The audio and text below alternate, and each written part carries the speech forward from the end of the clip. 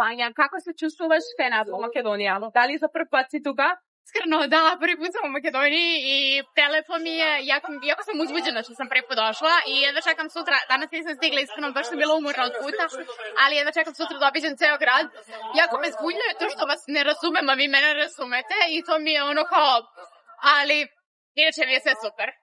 Kaži mi kako se odluči da započneš svoja karijera? 2015. sam spontano krenula s njim kad sam završila osnovnu školu, drug je moj krenuo da snima i ja zajedno sa njim, a sada krenula sam snimam i svoju emisiju na Hype-u u Srbiji, koju možete gledati svakog petka 20:30 na Hype TV u Srbiji, tako da Carcast, naravno, jako viralna emisija trenutno i meni je to izuzetno drago da se ljudima sviđa. A i to je krenulo, kod mene je sve spontano i ja se vodim time go with the flow, tako da zbog toga je kod mene sve spontano. Koja je tvoja najboljan predizvik što si ga imala kako voditeljka?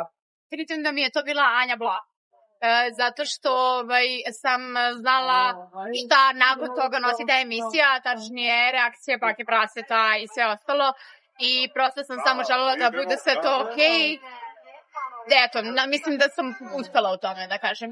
Kako izgleda tvoj dan koga imaš snimanja? Kako izgleda moj dan kad imam snimanje? Kako se pripremaš za emisija? Da, ja u stvari sve radim, ovaj intervju je spontan. Ja sve inače radim spontano, stvarno. Tako i moje emisije. Mislim da se publici najviše dopalo to što je kod mene sve tako spontano i što pričam sa gostom kao da mi je drug i drugarica i da sedimo na kafi. I tako se ja ispremam.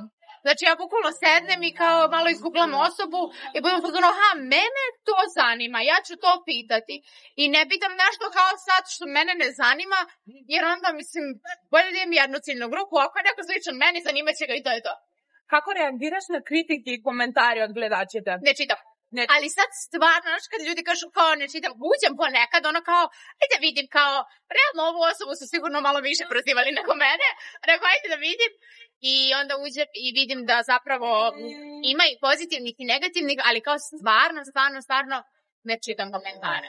Baš se trudim da ne čitam jer mi je nekako tako lakše, jer sam ja jako osjetljiva. Što najmnogo te karakterizira tebe kako voditeljka? Podiranje kosti. Šalim se, ne po tome. Pa ne znam, cijel taj format je jako prepoznatljiv na jako je brzo postao prepoznatljiv i na TikToku i na Instagramu i na YouTubeu i meni je toliko drago kada me ljudi sretnu na ulici i pitaju Vanja kad je sljedeća epizoda i to mi je ludilo, ono, nije više kao Vanja kad će novi video, nego Vanja kad je sljedeća epizoda i predobro mi je to, ne znam po čemu sam prepoznatljiva, valjda jer radim ono što radim najbolje što znam na neki svoj jedinstven način. Koja je tvoja omiljena emisija? Ne mogu da se odlučim za omiljenu emisiju, mi piše. Mogu da kažem da sam se nedavno rasplakala u jednoj emisiji koja će tek izaći, tako da možda mi je to najemotivnije kao... Sad nije mi to najemotivnije, ali kao bilo mi je nekako srcu draga emisija. Ali ne mogu da odvojim jer ne bih da se neki gost naljuti. Sa svakim sam osjetila neku drugu emociju. I to se vidi u ostalom na meni. To ljudi prepoznaju. Kaži mi, ja sam uvijek informacija, neka večer vas je tukao sa to bivša momča. Jeste, da. Ovdje smo ja i moj bivši dečko. Kakvi se vašete odnosi u momentu? Pa vidimo da su super, jel da? Stvarno, ne znam što vam kažem na ovo. Malo sam popila, nemojte me sad pitati te stvari. On je unutra pijen jako, tako da nemojte mene sad to. Kako reagiraš na tvojte gosti koji te odbiva za gostovanje? Da li postoje takva?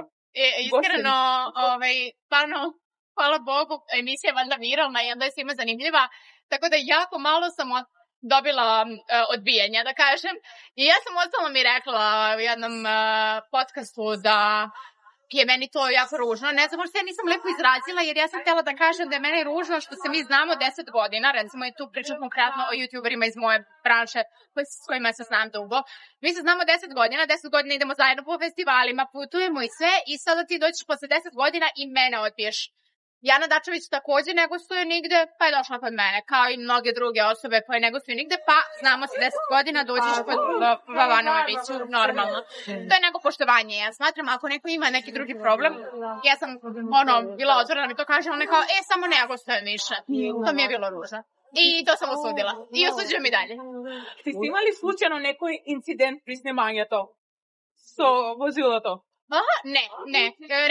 Rekla sam, pošto mi je Boba Rajević omiljeni pevač, on treba uskoro da mi gostuje, ja sam rekla, ako si ikad budem stupala, nisi to u Bobanovoj emisiji, ali eto, nadam se da neću. Da li, posle Boban, imaš nekoj, što stakliš da ti gostovi svijeta, što ti je predstavljiv? Voljela bih stvarno sve da upustim, jer me emisija naučila da mogu da upoznam mnogo različite ljude i da ih bolje upoznam. Ja sam ih možda videla te ljude na eventu i slično, ali sada mogu mnogo bolje da ih upoznam i to mi je jako drago i sviđa mi se prosto taj moment gde ja imam 50, mislim to na kraju ispadne 50 minuta, ja imam 30 u suštini, ali imam recimo sat vremena da upoznam tog mog gosta i meni je to prelepo i volela bih svakog da upoznam. Ne baš svakog, ali opet. Ti благодарам, Vanja, mnogo što beše naš sugovornik. Hvala vama, zapratite Hype. Ja sam Vanja, a vi gledate Hype MK.